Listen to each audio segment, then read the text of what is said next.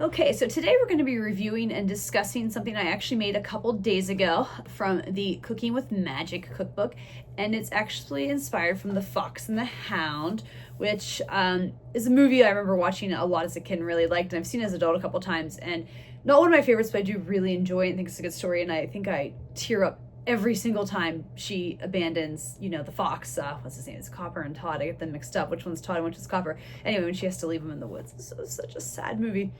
Anyway, it's called Porcupine Shaped Meatballs. And there's the picture here. So basically this recipe is we're taking 1.5 pounds of meat, and it says ground beef or ground turkey. I decided to go with 1 pound of ground beef and 1/2 pound of ground turkey. So just to kind of mix it up a little bit, because everything comes in the full pounds, but I've used the other 1/2 pound of ground turkey, so it worked out. You take that with some rice and a few other ingredients. It's actually uncooked rice. You kind of mix them together. I'm assuming the rice is where the porcupine part comes from. And you saute them. You make them like porcupine shape, saute them in there, and you add like a tomato sauce over top. It doesn't say how to serve them. It just basically says to eat them by themselves. So I was like, well, it's meatballs. So I actually made a side of spaghetti to go with it. But anyway, here's some clips of me putting the meatballs together and cooking them on my stovetop. So in this bowl, I have my meatball ingredients. It calls for 1.5 pounds of meat, and it says you can use Hamburg or turkey. I used 1 pound of Hamburg and then just 1/2 pound of ground turkey. It's got some other ingredients. In a couple minutes here, I'm going to start forming these into meatballs. And this is my water to keep my hands clean as I make the meatballs.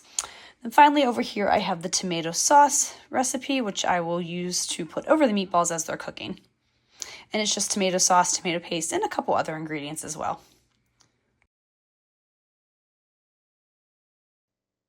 So here I'm taking all of the ingredients and mixing them together by hand.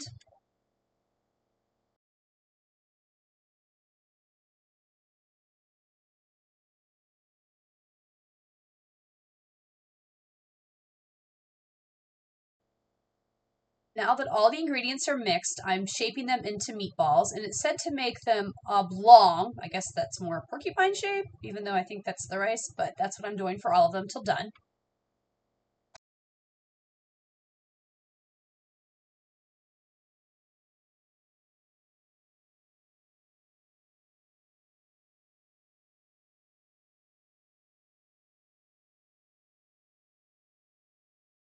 Here they are in my cast iron skillet cooking.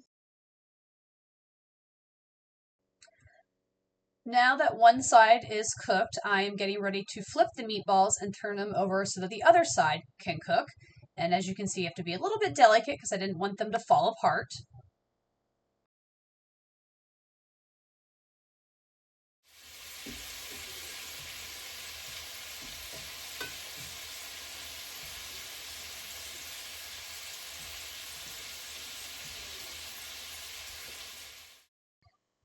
So here I've added the sauce to the meatballs and poured it on, and I'm going to cover and let it simmer for a little bit. And while I'm doing that, I'm going to cook the spaghetti. And here are the meatballs cooked and done and ready to eat. All right, so there was the meatballs. I thought they turned out pretty good. I served them with some spaghetti that I just made because I was doing the whole spaghetti meatballs thing. My only thing is with this recipe, it basically calls for making a tomato sauce. Like you buy a tomato puree, you add a few other ingredients, and you pour it over the meatballs. I wasn't a huge fan of that. When I follow or make things from this cookbook, I'm basing it off of the recipe because I'm also kind of reviewing the recipe itself on how good I think it was.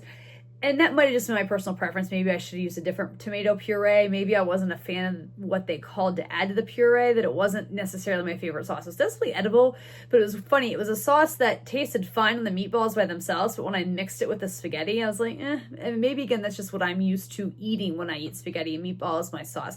I think if I were to make this again, I would probably definitely add like my own sauce. I would buy a spaghetti sauce that I like already in the store that's pre-made, or I would just make a sauce that I've made sometimes. Like I have a sauce I make sometimes with certain recipes.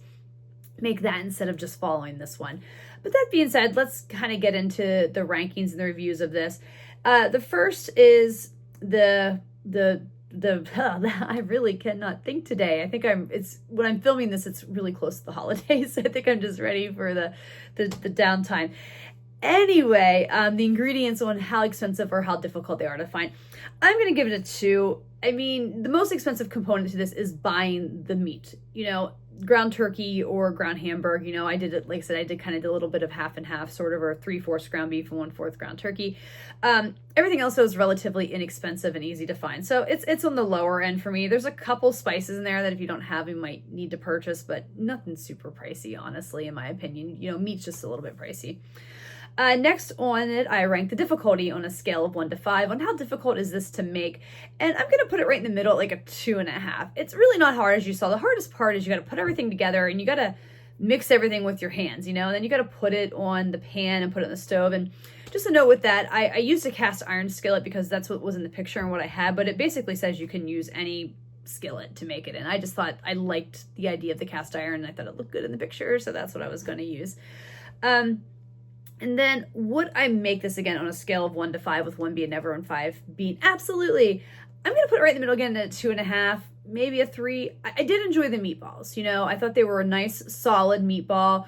They were filling, but again, it was the sauce that I didn't care for. So I think, you know, I could see this as a meatball recipe that I default to if I'm looking to make meatballs, like with a spaghetti dish or something, but I would definitely use my own sauce as opposed to this sauce. But overall, it was a pleasant experience.